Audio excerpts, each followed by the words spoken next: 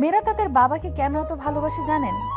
মেয়েরা জানে বাবা পৃথিবীতে একমাত্র ব্যক্তি যে মেয়েদের কষ্ট দেবেন না।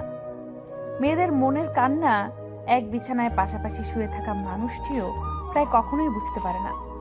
কখনো মেয়েদের মনে কষ্ট দিও না। রাগারাগি হলে তাকে বোঝাও শান্তভাবে, তাকে তোমার কথাগুলো বলো, সময় দাও তাকে, দেখবে তার মতো আর কেউ তোমাকে ভালোবাসতে পারবে না।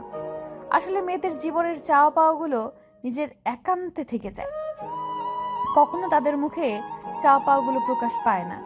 তাদের যেন কোনো স্বপ্ন বা আশা থাকতেই নেই।